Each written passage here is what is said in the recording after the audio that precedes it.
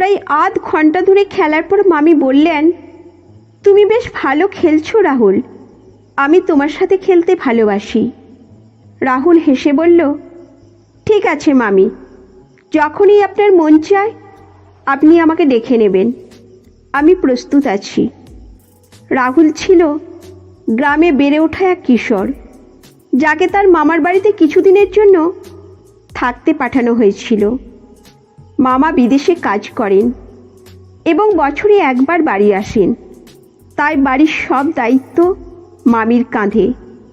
মামির খুব শখের ছিল তার ফুলের বাগান।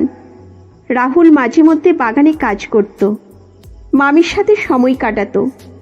একদিন রাহুল দেখল মামির বাগানে কিছু ফুল গাছের মাটি শুকিয়ে গেছে। সে নিজের দায়িত্ব মনে করে পানি দেওয়ার সিদ্ধান্ত নিল। প্রায় আধ ঘন্টা ধরে সে বাগানকে সতেজ করতে মাটি ভিজিয়ে দিল। রাতে রাহুল মামির ঘরের পাশ দিয়ে যাচ্ছিল, তখন শুনতে পেল মামা ও মামির মধ্যে কিছু আলোচনা চলছে। মামি মৃদু কণ্ঠে বলছিলেন, তুমি তো বিদেশে থাকলে আমি একা হয়ে যাই। মামা বললেন, আমি চেষ্টা করি যতটা সম্ভব সময় কাটাতে, তবে কিছু কাজ থাকে। মামির গলায় কিছুটা অভিমান ছিল। তুমি বছরে একবার আসো, তবুও যেন ঠিকমতো সময় দিতে পারো না। আমি এখন একা কার সঙ্গে সময় কাটাবো? মামা হাসি মুখে বললেন, খেলতে চাইলে তুমি রাহুলের সাথে খেলো, সে তো এখন বড় হয়ে গেছে। পরদিন সকালে রাহুল বাগানে কাজ করছিল। মামি এসে বললেন, রাহুল, তুমি কি একটু খেলা করবে আমার সাথে? রাহুল কিছুটা লজ্জা পেয়ে বলল, মামি, আমি তো এখন আর ছোট নেই, আপনি সত্যিই আমাকে খেলতে বলছেন?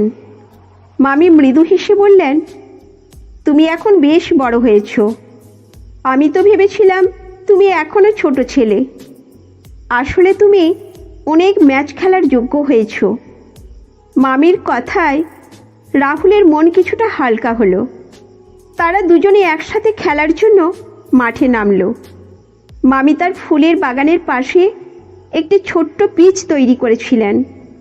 তারা সেখানে ক্রিকেট খেলার জন্য প্রস্তুত হলো। রাহুল বল হাতে দাঁড়ালো। মামি ব্যাট হাতে নিয়ে বললেন, দেখো, আমি কিন্তু ভালো ব্যাটিং করতে পারি। রাহুল হাসল, বল করল এবং মামি দারুণভাবে বলটি মাঠের বাইরে পাঠালেন।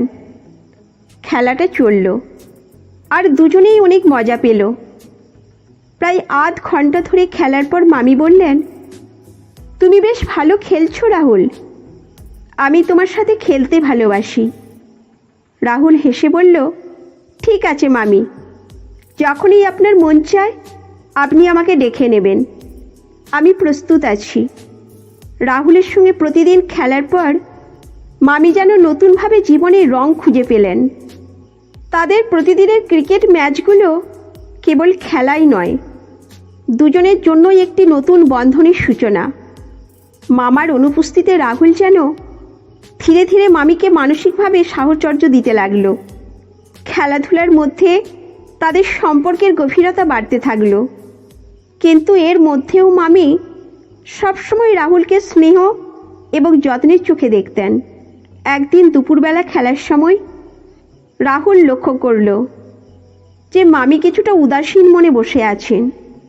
তার হাসি এবং চঞ্চলতা সেদিন কম ছিল। রাহুল জিজ্ঞাসা করল, মামি, আপনি কি কিছু নিয়ে চিন্তিত? আজ আপনার মনটা ভারী লাগছে।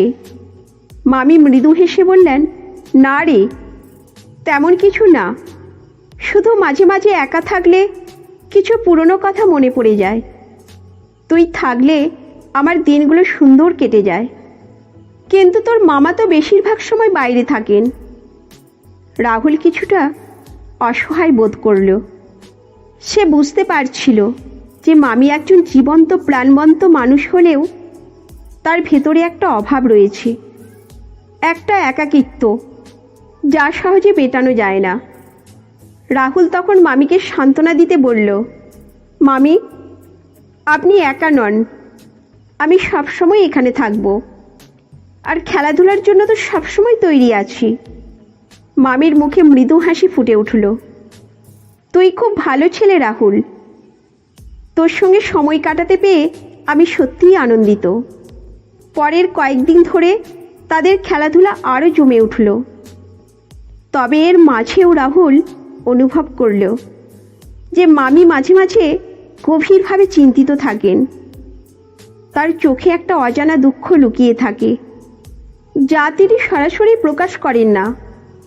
একদিন যখন তারা খেলা শেষ করে ঘরে ফিরছিল, মামি হঠাৎ বললেন, রাহুল, তুই কি ভাবিস কখনো জীবন এতটা সহজ নয়? যেমনটা আমরা ছোটবেলায় ভাবতাম, বড় হলে সব কিছুই পাল্টে যায়। রাহুল কিছুটা অবাক হয়ে বলল, কেন মামি? আপনি কি বলতে চাইছেন? সব ঠিক আছে তো? মামি মৃদু দীর্ঘশ্বাস ফেলে বললেন, তোর মামা বিদেশে কাজ করেন, তিনি আমাদের ভালো রাখার জন্য সব কিছু করেন, কিন্তু তবুও আমার মনে হয় আমি অনেকটা একা। এত বছর ধরে এভাবেই কাটাচ্ছি। মাঝে মধ্যে মনে হয় কেউ যদি আমার অনুভূতিগুলো বুঝতে পারত। রাহুল চুপ করে শুনছিল। সে বুঝতে পারছিল যে মামি আরও কিছু বলতে চাইছেন, কিন্তু নিজেকে আটকে রাখছেন। তার মন যেন দ্বিধায় ভরা ছিল। রাতের খাওয়ার পর রাহুল তার ঘরে গিয়ে শুয়ে পড়ল, কিন্তু তার মন ছিল অশান্ত। মামিকে এমনভাবে দেখার পর সে চিন্তায় পড়ে গেল।